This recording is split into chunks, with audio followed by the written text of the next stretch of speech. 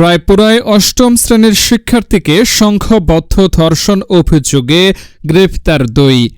আল আমিন, রায়পুরা নরসিংদী প্রতিনিধি। নরসিংদীর রায়পুরায় রাতের আঁধারে প্রেমিকের সাথে দেখা করতে গিয়ে অষ্টম শ্রেণীর এক স্কুল ছাত্রী সংঘবদ্ধ ধর্ষণের শিকার হয়েছে। ভিডিও ধারণ করে সামাজিক যোগাযোগ মাধ্যমে ছড়িয়ে দেওয়ার ভয় দেখিয়ে চাঁদা দাবির অভিযোগ উঠেছে স্থানীয় ৪ যুবকের বিরুদ্ধে। এই ঘটনায় জড়িত ২ আসামিকে গ্রেফতার করে জেল হাজতে প্রেরণ করে রায়পুরা থানা পুলিশ। আজ সোমবার ৩ আগস্ট সকালে উপজেলার মরজাল ইউনিয়নের কান্দাপাড়া এলাকা থেকে তাদের গ্রেফতার করা হয়। গত শনিবার দিবাগত রাতে উপজেলার চর মরজাল কান্দাপাড়া এলাকায় এই ঘটনা ঘটে। সোমবার দুপুরে গ্রেপ্তারকৃত আসামিদের পুলিশে পাহারায় জেল হাজতে প্রেরণ করা হয়। এর আগে রোববার রাতে ভুক্তভোগী পরিবারের পক্ষ থেকে ৪ জনের নাম উল্লেখ করে রায়পুরা থানায় লিখিত অভিযোগ দেন। গ্রেপ্তারকৃতরা হলেন কান্দাপাড়া এলাকার দীপু ও রাকিব হাসান রুবেল। পুলিশ ও ভুক্তভোগী পরিবার সূত্র জানা যায়, স্থানীয় একটি বিদ্যালয়ের অষ্টম শ্রেণীর ১৬ বছর বয়সের এক ছাত্রীর সঙ্গে রিয়াম নামে এক যুবকের প্রেমের সম্পর্ক ছিল। গত শনিবার ১ আগস্ট সন্ধ্যায় প্রেমিকের সঙ্গে দেখা করতে গেলে কয়েকজন অভিযুক্ত তাদের আটকিয়ে মারধর করে।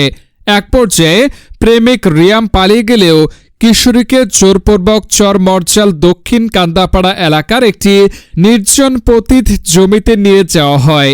এ সময় তারা সংঘবদ্ধ পালাক্রমে ধর্ষণ করে পালিয়ে যায়। পরে ওই ভুক্তভোগী তরুণী রাত প্রায় ২টার দিকে বাড়ি ফিরে মায়ের কাছে ঘটনার বিস্তারিত জানায়।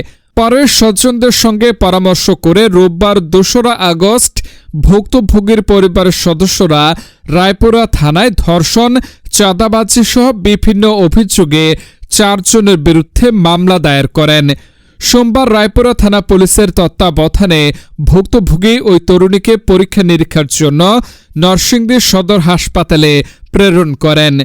এজাহারে অভিযোগ করা হয়, সেখানে আসামি দীপু ও রাকিব হাসান রুবেল পালাক্রমে ওই স্কুল ছাত্রীকে ধর্ষণ করে। পরে আরও ২ অভিযুক্ত ঘটনাস্থলে এলে তারা পালিয়ে যায়। এ সময় অভিযুক্তরা ভুক্তভোগীর ভিডিও ধারণ করে সামাজিক যোগাযোগ মাধ্যমে ছড়িয়ে দেওয়ার ভয় দেখিয়ে ১০,০০০ টাকা চাঁদা দাবি করে। গ্রেফতারের বিষয়টি নিশ্চিত করে রায়পুরা থানার পরিদর্শক তদন্ত টি.এম. ফরিদুল আলম। তিনি বলেন, সোমবার সকালে এই মামলার ২ আসামি দীপু ও রাকিব হাসান রুবেলকে গ্রেফতার করা হয়। আইনি প্রক্রিয়া শেষে দুপুরে তাদের আদালতে পাঠানো হয়েছে। মামলার অপর আসামিদের গ্রেফতারে অভিযান অব্যাহত রয়েছে।